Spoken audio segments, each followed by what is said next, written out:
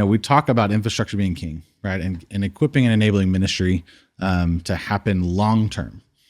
And there's kind of we'll call it two different buckets from an infrastructure perspective, right? And I'd love to unpack with you, as I think most of our folks understand what permanent infrastructure looks like, right? Copper in the ground, conduits everywhere.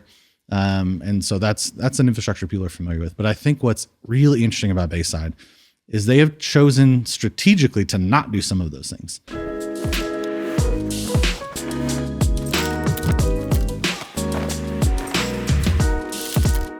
Hey, welcome everyone to the Gear Follows Vision podcast. My name is Deron. We're here to talk about how your church's audio, video, and lighting systems should serve your church's ministry and not the other way around. Today we have Jake Cody in the house.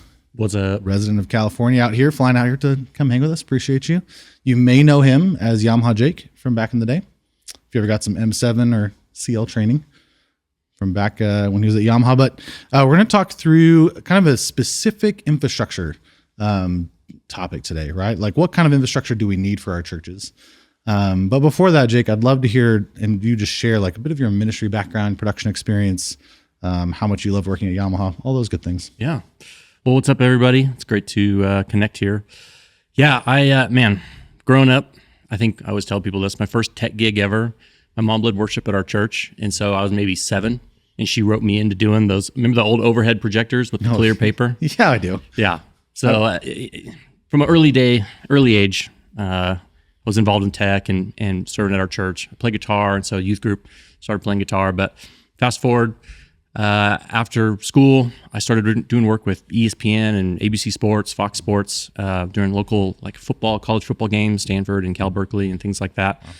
And eventually made my way through all of that to Yamaha Corporation. Mm-hmm. I spent about 10 years at Yamaha on the marketing team, specifically focused on churches, helping them learn how to leverage this new digital technology, right? I mean, digital soundboards were relatively new at the time, especially affordable ones. And so this was back in like 05, 06. And so, yeah, teaching them how to recall scenes and, hey, how can we make our sound checks more efficient and do things like that. So I spent about 10 years at Yamaha, traveling all over the country, got married, wanted to get off the road. And so I moved my family up to Sacramento, where we still live, and we joined the staff at Bayside Church up in Sacramento. And Bayside's a large multi-site church, about 9 or 10 campuses now. And my role there was to oversee production and the systems and the teams for all of our campuses. So it was a little bit more of a pastoral role than like a super technical role, although I obviously had a lot of tech things in there as well. Yeah. I love audio. Yeah, so I was at Bayside for about 7 years, and then made the switch over to Summit about 4 years ago. And still live in Sacramento. So we still love it there. Our family's there. Still serve at Bayside. But my role here at Summit, I'm an account manager, which really is just focused on helping churches with their projects and their vision, and thinking about our relationship with them and making sure we're serving them well. So yeah, it's pretty awesome. Starting it with an overhead projector. Did you have the paper you did the slide on? Oh yeah, you got to. Oh, and then Christmas, and you're doing like different colors, right? Throw a little clip art on there. You know how it is. Yeah, I did. I started with slide projectors for our AV company too. So that's I'm old. We need to move on. None of those slide projectors were in 4K, in case you're wondering. Oh, man. But man, I would love to dig in with you today around infrastructure. And what I think is interesting is, we talk about infrastructure being king, right? And equipping and enabling ministry to happen long-term. And there's kind of we'll call it two different buckets from an infrastructure perspective, right? And I recently had the opportunity to go actually tour a couple Bayside campuses where you're still, running and sound, I think, at the Adventure campus, right? Mm-hmm. Which is pretty rad that you're still engaged in that community, even though you're not on staff. But I think what was interesting to me, and I'd love to unpack with you, is I think most of our folks understand what permanent infrastructure looks like, right? Copper in the ground, conduits everywhere.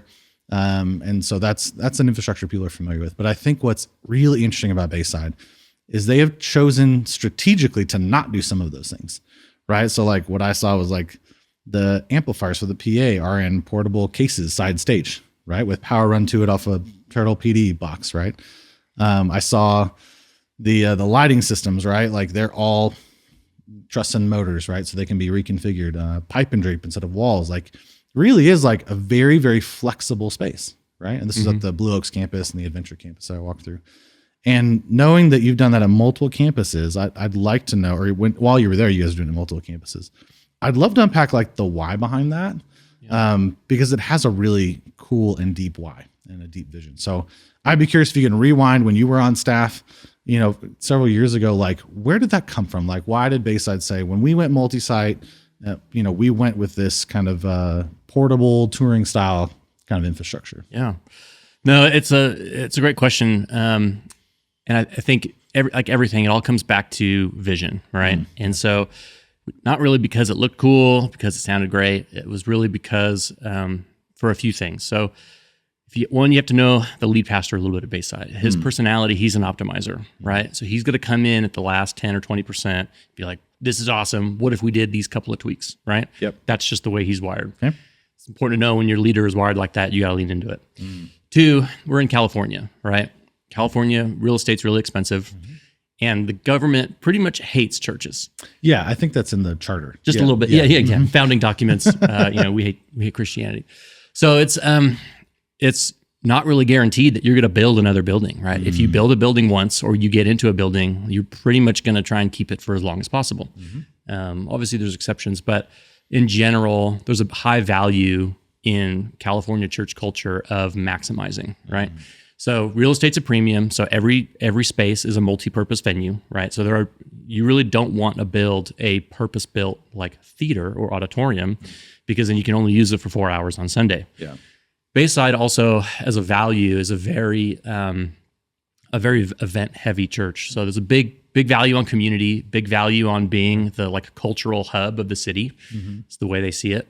And so always hosting events for the Chamber of Commerce or some, backpack drive or, any a firefighter's funeral, and it could be anything. Yeah. And so the rooms are constantly being reconfigured, even just seating wise. So flat floors are a really big value. So, it got to the point where founding pastor, he'd come in, want to optimize, and they started pushing up against the limits of what an installed AVL system could do, right? Because it would be everything. It would be, okay, great. Can we just move the drums over here to what if we put the stage in the middle of the room and did something in the round, right? And so the worship pastor at the time, creative director, is Lincoln Brewster, big touring background, right? Yep.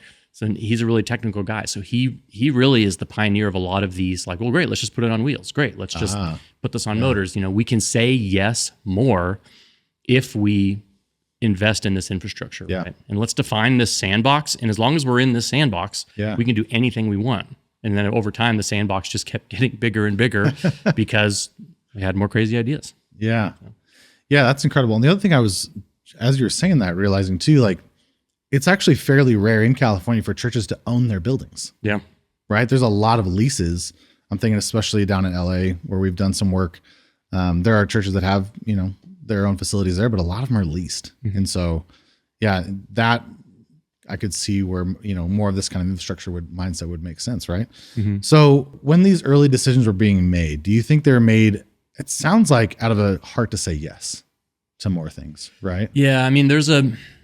Generally, Bayside's kind of got this, one of their core values really is that we'll tear holes in roofs, right? And that comes from that story, I think it's Mark 2, where, Jesus is in a crowded room. There are more people than can fit. Yeah. And these guys literally talks about tearing a hole in the roof to lower in a guy, who can't walk. He's paralyzed. And so it's messy, it's sloppy. I can't imagine, how much dirt was getting on everybody. And yet Jesus was like, yep, I can use that. I'm going to heal this guy. And so Bayside's got this like, man, we're okay if it's a little messy. Like if we come up with a great idea at the last minute, what would it take to make it happen? And sometimes it's $10 million and we can't do it. But most of the time, especially if we have the infrastructure, we can kind of pull it off. Yeah. Yeah, I love that. Do you think, did it start with like one system and then evolved to the others? Or was it, when Lincoln had that idea, it was just like, no, here we are. We're going full in, everything's on wheels, or was it kind of piecemealed? If I know Lincoln, I think he had the ultimate vision down the road of, 5 years from now or 10 years from now, this is what it could be. Yeah. But like anything, especially a church, you gotta slow roll that, right? I remember one of the things he was talking about was like any churches, like most churches, drums were way too loud, right? And so what did they do? They put an electric drum kit up there, and they put a drum shield up there, and it was it was both at the same shield time in front of the electric kit because it was And very, very slowly they started swapping out, maybe just the cymbals, or maybe, maybe just the toms, or maybe, and it was a slow process to get them to, be comfortable with full live drums. Yeah. I think it was like that for everything. What was the immediate need? Maybe it's making the stage portable for now. Yeah. And maybe it's putting the band risers on wheels first, and then eventually the PA was on motors. Yeah. So interesting. Yeah. Cause I think all the PAs are on motors for the current. Yeah. How did that affect as it was going down this path? Like, how did that start to affect like volunteer engagement, volunteer recruiting, staffing? Like, what did that look like? Yeah. So when you have hyper portable systems, you really need really solid production like workflows, right? It almost demands it. You can kind of get away with being a little sloppy when things are installed. Just because of the nature of everything's not going anywhere, it's not moving. But when you're moving stuff around constantly, you're always unplugging and replugging it in. So you kind of have to, it forces you to have some systems. And so in some regards, I feel like volunteer training is actually easier because the systems were so dialed and rigid that like I had a goal. Like if I could take a good, competent volunteer from 0 to hero in 3 to 4 weeks, right? Like if they'd never touched an audio console before to mixing an entire service without me there, that'd be a huge win. In 3 or 4 weeks? In 3 to 4 weeks. Wow. And so it was just like this hyper vigilant goal of, what would that take? How many variables can we eliminate? And so the only way you can do that is if the volunteer, they're not really mixing, they're managing. Okay. And the nice thing is that it's not like we're averse to training them about mixing, but it was more like, let's get the management done. And then later we can dive into the, how to EQ something. Yeah. Yeah, that's super interesting. So what worked better than expected, and what were new challenges that you guys might have in that setup when you're rolling it out? Yeah, I mean, audio and lighting are really easy to make portable, right? I mean, you see it in tours all over the country. You see it, especially with audio networking now, the way everything's connected, lighting's all on a network. It makes it really, really fast, really flexible, really lightweight. Yeah. So those, and especially when you can collaborate really closely with the worship team, and get things like standardized drum tuning, and hey, here's the standardized guitar tones, and here's the gain that we're going after. Like all that stuff you can get really, really collaborative on and really specific. The thing that was hardest was video. I hate video. And it's because I don't understand it, because I'm an audio guy. But video is so multifaceted in nature, right? Because you've got iMag, you've got the broadcast, you've got the things that are going to the lobbies and the, or the TVs in the lobby, and all these things. And so video was the hard one for us. And we ended up doing some kind of hybrid system because we're literally not putting the TVs in the lobby on, carts. Like those are installed. We got to have some installed wiring. But the video switcher and, all of that kind of stuff, sometimes we would need to move that. So we left that in a road case. Yeah. Yeah, it's interesting. I do think, as I was walking around Blue Oaks and the adventure campuses, like video is a bit of a hybrid. But I think something that's important that I didn't realize until I was out there this last time was each campus does its own capture. It's camera capture, sermon streaming, right? So it's really, yes, one, entity and multiple different expressions, right? So like they do have to have iMag in all these venues, right? They have to be able to stream in all these venues. So there's a video suite, I think, in every venue. I'm not totally sure, but I didn't walk every system. Right. But video is a bit of that hybrid of like there was an installed rack, but again, taking that flexibility to the next level, like at Blue Oaks, right? I think all of those video desks were on wheels, right? And they all had umbilicals, so you could reconfigure that room should the need happen, right? Right. And so I think that's, again, there's this interesting tension of like absolute flexibility. But talk about what are some of the challenges that you guys had to navigate around with volunteers, system setup, system wire, whatever. What are those challenges you ran into? Yeah. So, I mean, a lot of the benefits of the installed system, right, where you can hit one button and the whole system turns on and then it turns off, that's a little harder to do. maybe nowadays it could be done a little easier, but for us, we literally had 65-year-old grandmas going backstage and flipping circuit breakers on the power distro to turn the LED wall on for Get that grandma at my church. I know, right? That's amazing. Right. Like they're doing this women's tea at 7 a.m. and they're like, how do we get the system on? Like, well, let me tell you. Go throw the company switch. Yeah, exactly.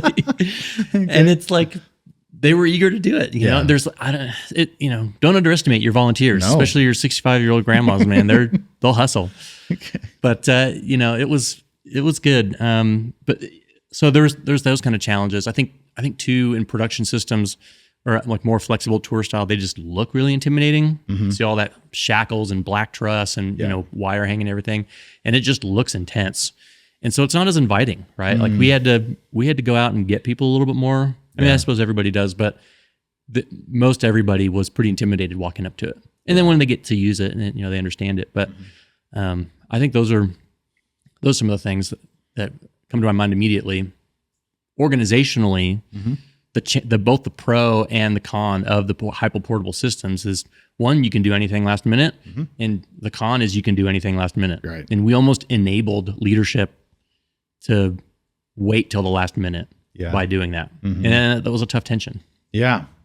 Yeah, I could see that. And especially like there was a pretty good staff complement, right? Like you guys had incredible people on staff who could pull off almost anything. And they still have some pretty incredible people on staff. I think that's interesting that it kind of almost enables the last minute decision making, right? Like there's almost a lack of planning. So talk to me about some of the workflows that you guys had with these super flexible systems that went in and out. Yeah. So one of the start with the why, the big vision behind a lot of these was, or one of the inflection points was that they wanted to add a Saturday night service, right? Church is growing. They're doing 3 on Sunday morning, 1 on Sunday night. Yeah. They needed to add Saturday night. So now we're talking about staff and volunteers being gone from home 2 nights. They had a Thursday night rehearsal as well. Okay. And so it was a leadership call, and I believe it was Lincoln that made this call of like, we can't ask our teams to be gone from their families 3 nights in a row. Yeah. Or 3 nights. And so the thought was, well, what if we killed rehearsal? And that's kind of a big deal, right? Yeah. Especially with volunteers, like they kind of need to practice. And so the thought became, what would it take to not have to rehearse, right?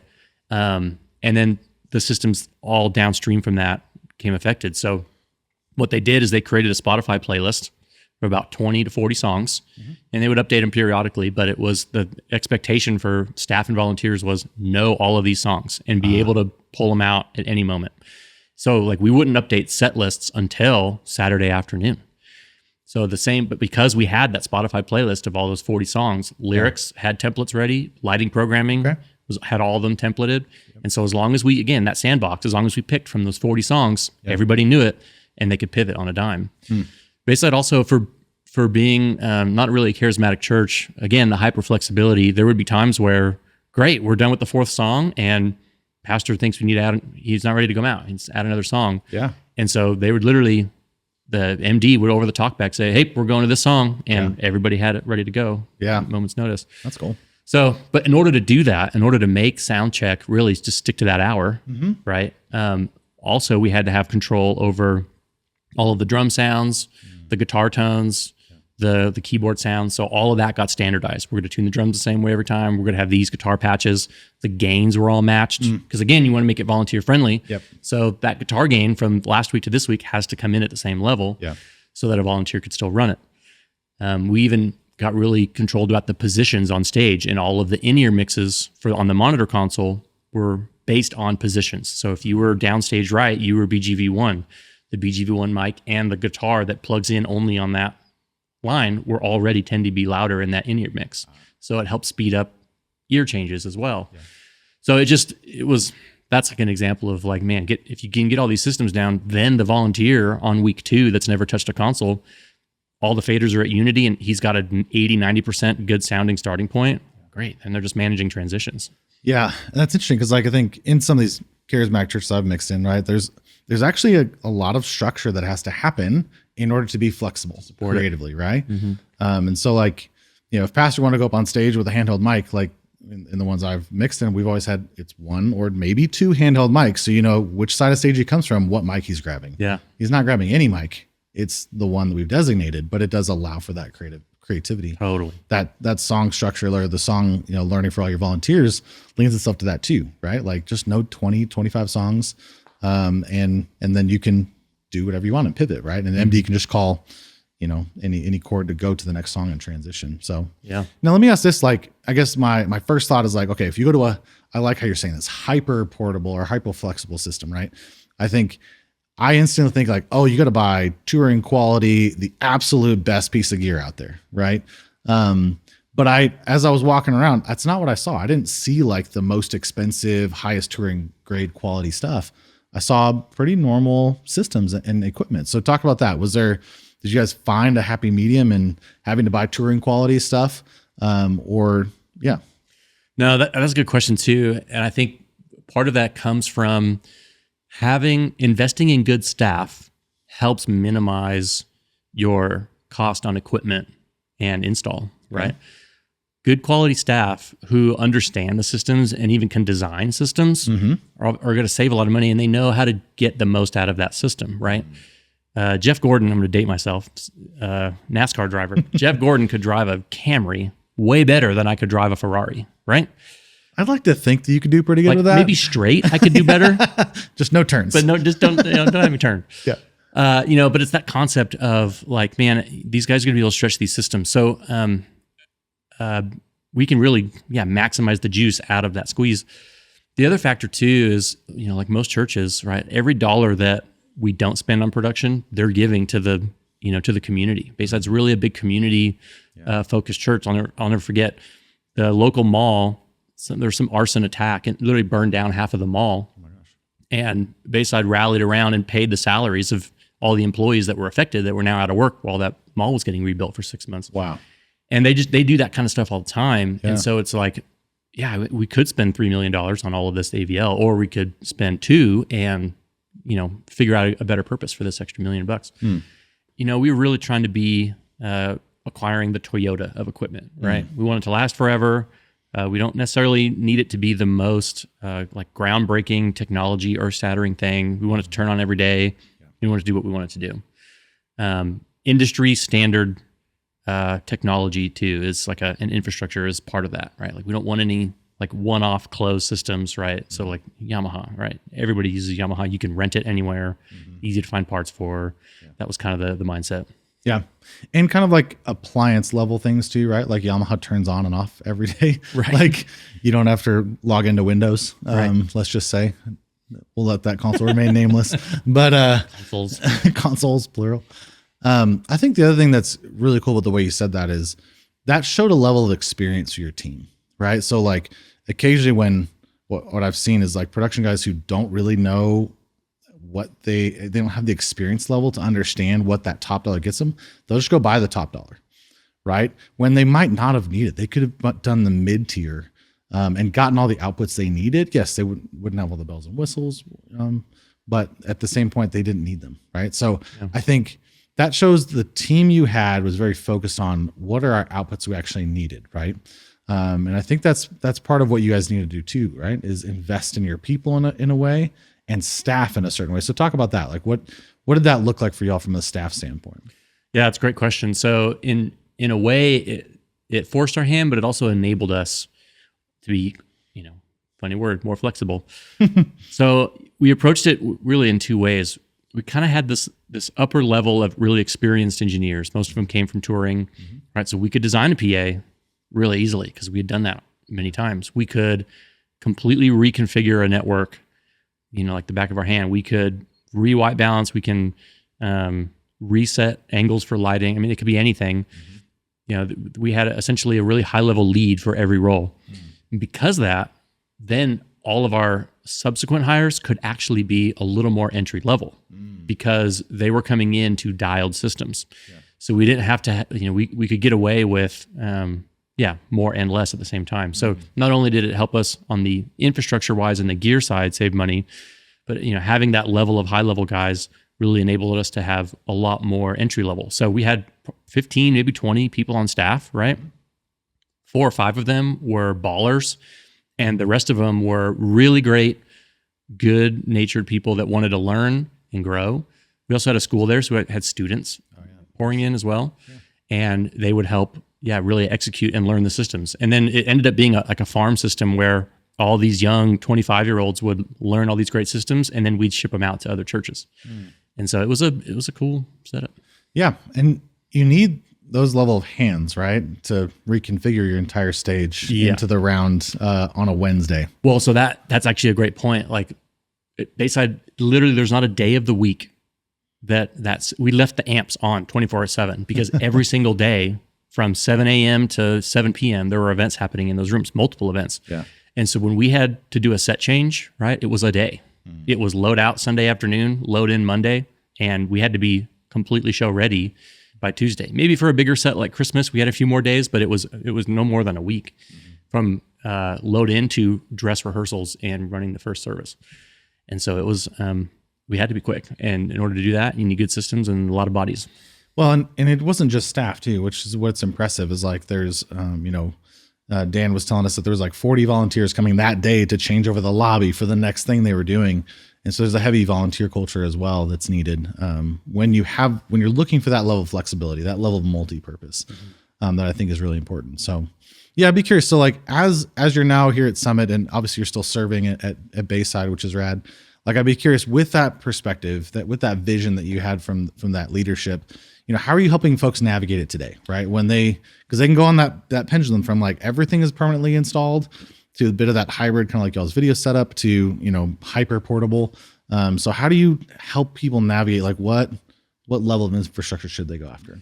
Yeah, that's a great question. I mean, I think especially nowadays, probably in the last 5-10 years, technology is evolving at such a rapid pace that you almost want to be non-committal about the external things, right? You don't really want to have to commit to a certain type of camera or a certain type of, console even, because those can change, right? I mean, a new player could come tomorrow and announce a new soundboard and it could actually be really good. Yeah. And so as you're approaching, these new projects, right? Like we always say infrastructure is really important, but even more so now, infrastructure is critically important. And it's, not doing closed loop systems, doing more fiber-based or network-based, right? Because that's the way everything's going. And to set yourself up so that 5-10 years down the road, when you inevitably do swap out your console, when you do swap out your camera, it doesn't matter, right? It's like when you buy an iPhone, this is a good example. Apple's the worst at this, right? They're always updating their stupid charging standards, right? But on that rare occasion that you do buy an iPhone and the chargers are all the same, and you go into your car and you put it in, you're like, it works, right? It's so gratifying. And when it's a different charging standard, you want to throw your new phone against the wall. It's like, how can we think about that infrastructure-wise for our buildings? And then that even goes to the less tangible things, like how much weight are we going to hang in the ceiling? How thick is the concrete pad that the building sits on, right? Like we just had a client that almost underspec'd how thick that concrete pad was. And for, a multi-million dollar building, a $30,000 upgrade for that pad saved them 60 to 80 years of headaches with forklifts. And so it's, just doubling down on infrastructure for sure. Yeah. And I think it's all of those things, right? It's you had the structural capabilities to move stuff. You guys had the power.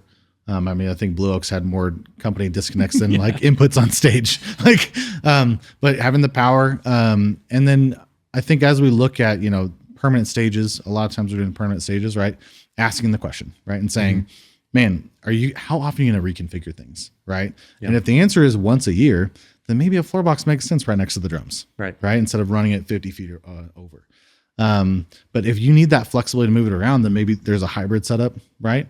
With some drop snakes, maybe there's a trough to run things in. But it is trying to evaluate like what's the vision and flexibility needed, and not just assume that like, we're just going to put 35 floor boxes on our 20 by 20 stage. Right. So I think navigating through that is really important. But again, coming back to weight and power, those are the two things that you can almost not invest enough in. Totally. Right? Well, and it's this concept of like, what do I actually have to make a decision on now, and what can I delay till later, right? And weight and power are kind of it, right? And so literally, like, the only thing that was installed at Blue Oaks was a few 200 amp company switches. Yep. That's it. Some ladder tray, and we had to do like a superstructure to support the weight. Yep. That was installed. Everything else is, run on the floor or in the ceiling, portable style, because it, don't want to commit. Anti-committal. Flexible. Yeah, the flexibles we're looking at. Wow. Yeah. Well, Jake, thanks for unpacking that with us today. I think as we look at infrastructure and as people are considering infrastructure for whether it's a new building, a renovation, or even just a technology upgrade, I think it's helpful to have some of the far extreme, right? Of, man, what does flexibility get you? And then what does it take to support it really well? So thanks for joining us today on the Gear Follows Vision podcast. Please check out our other stuff on YouTube, and we'll see you next time.